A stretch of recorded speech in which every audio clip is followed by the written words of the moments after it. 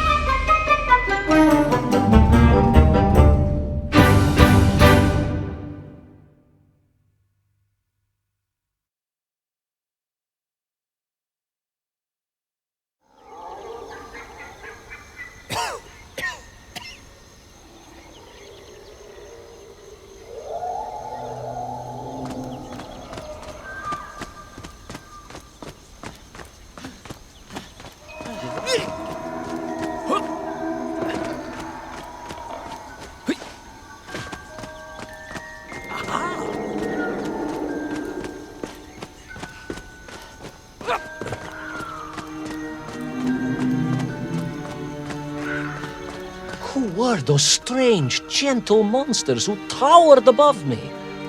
I could only guess they were the lost tribe of the Menk, an earlier race of people. But why were they so fearful of those ancient gates that lay just beyond their village? And why did they seem to recognize me? Why?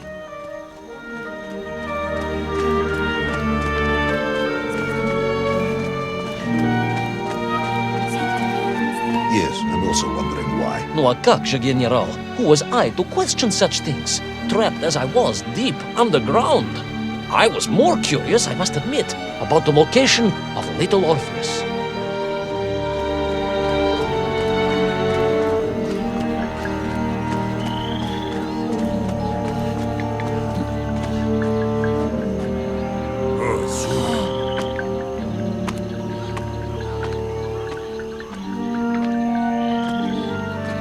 You talk of a great city, a mighty power. Yet your Menk squatted like savages in huts at its boundary. They did. And the answer to that mystery lay beyond my grasp at that point.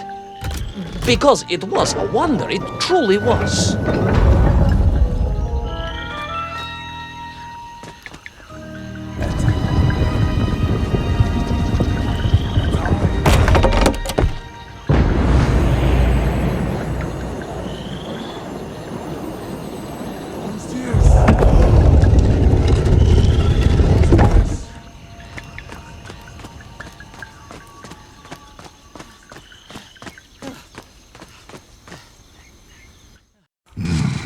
The lost city of Agartha.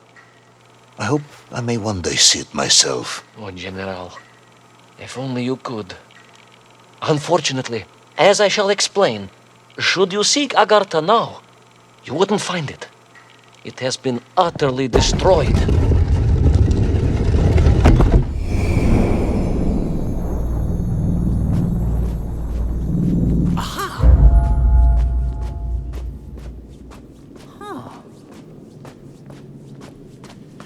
Utterly destroyed? Utterly, General, a tragic loss. A convenient loss. I imagine archaeologists weeping as I tell you. But most importantly, before we continue, you must understand one crucial fact about its destruction. Which is? It wasn't my fault.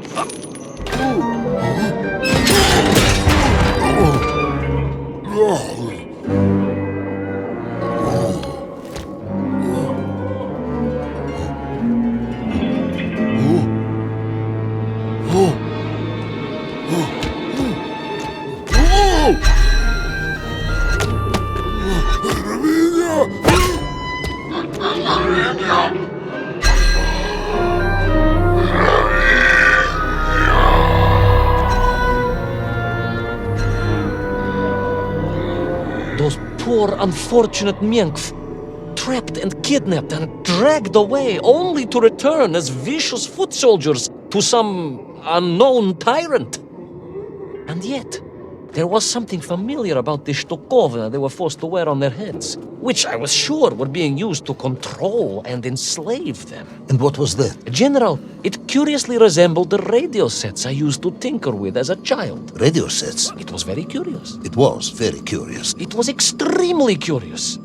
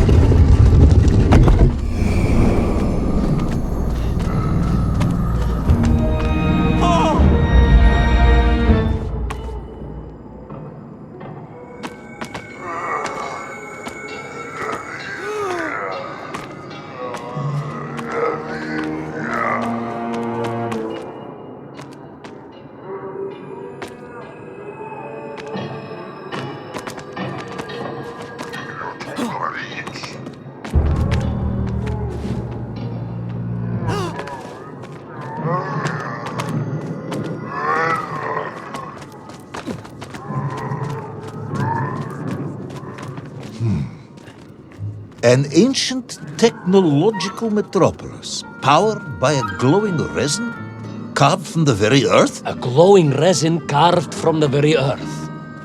Do you see, General? I fear you are about to enlighten me.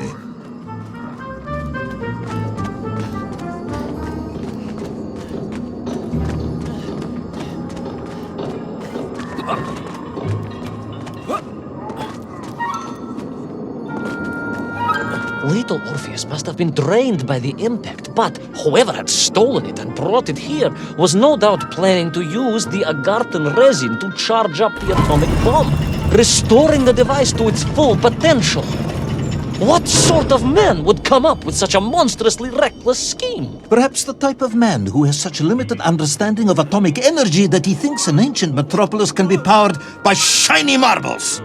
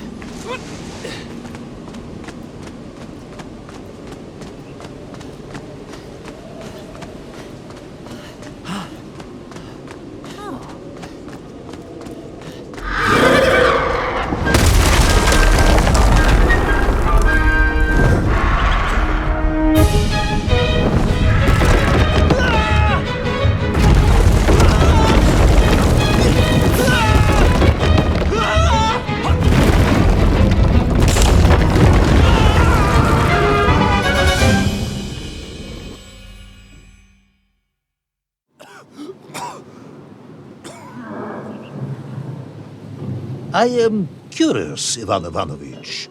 You talk and talk about this great subterranean city. Yet what you describe sounds strangely familiar. It does in some way bear an uncanny resemblance to the glorious architecture of Comrade Alexei Dushkin. Wouldn't you agree? Danyet, General. I have never heard of this great Tavarish Dushkin or his works. Interesting. Because you were photographed on the steps of his marvelous Vysoka na Krasnich Varotach, shaking hands with the Glavny Constructor. That was the chief designer? The sweaty little fat man with the bad hearing? Mind your mouth, Ivan Ivanovich. And don't think you can distract me by slandering one of the great visionaries of our time. Without him, neither of us would be sitting here now. I must remember to thank him for that, General.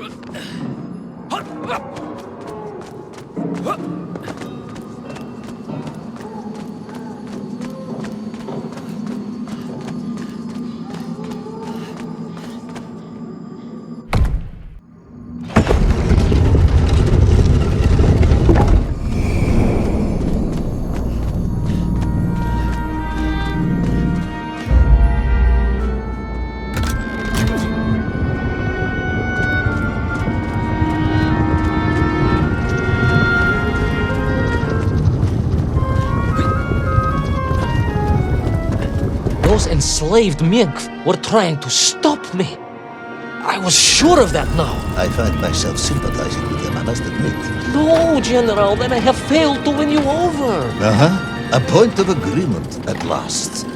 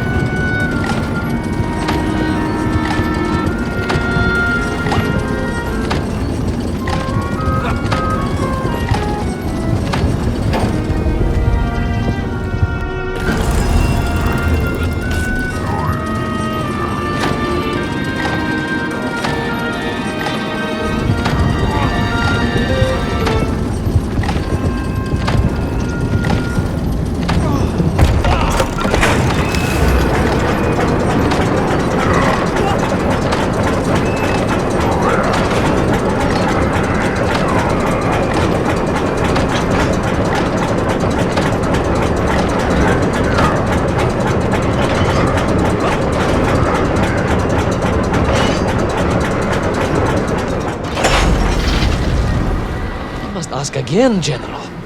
Are you mocking me? That would be unprofessional, comrade. I will try harder to convince you then. It is, after all, a cautionary tale of unleashed tyranny. It is a cautionary tale of unleashed idiocy. But please, do continue.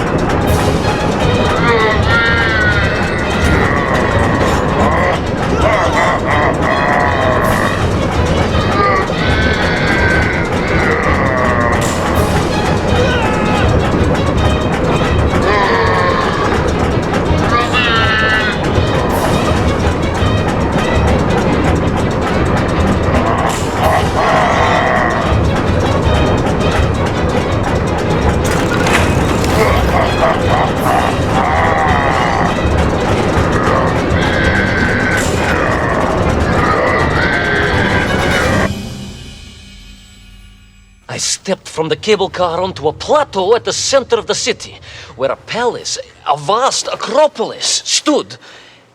I was reminded of Chelyabinsk Sorok. May I ask how you know of Chelyabinsk Sorok?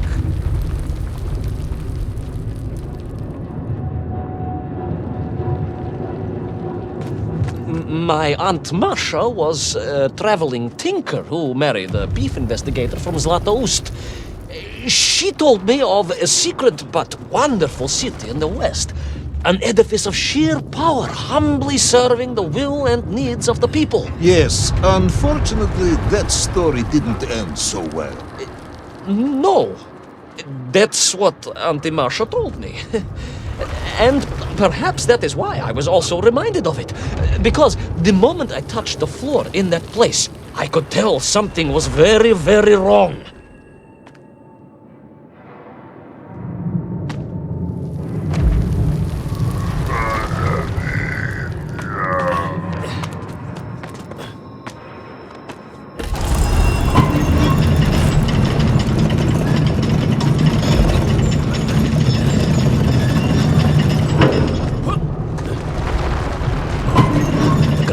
Began to shake, alarming me, and the whole city felt as if it was shuddering. I could only imagine what I would find in the heart of the vast temple. If it isn't a giant glowing marble, I'm going to be very disappointed.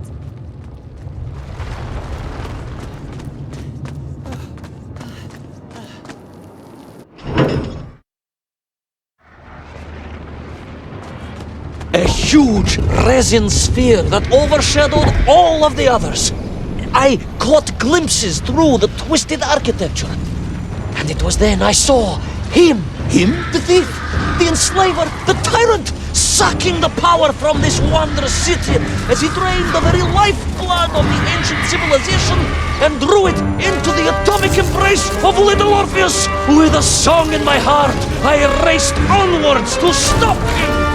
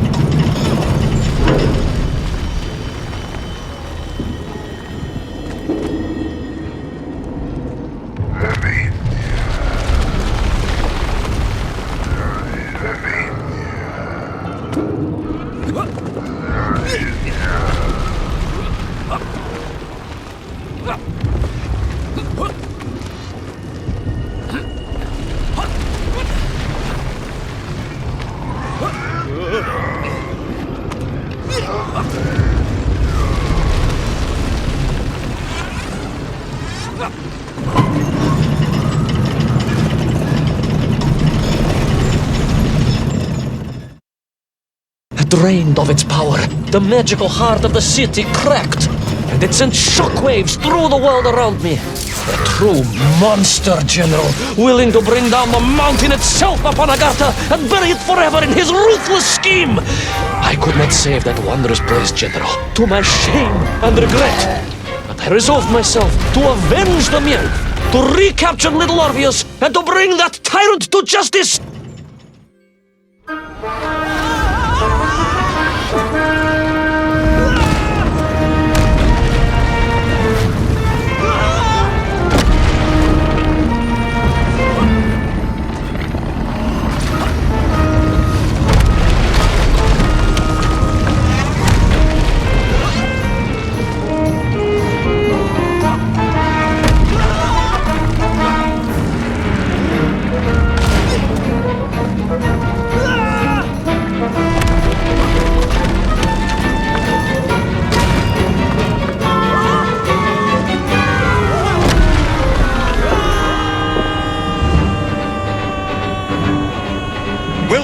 Plucky yet careless hero fall forever through those unknown skies? Will he discover the identity of the brutal thief commanding the army of the Menk?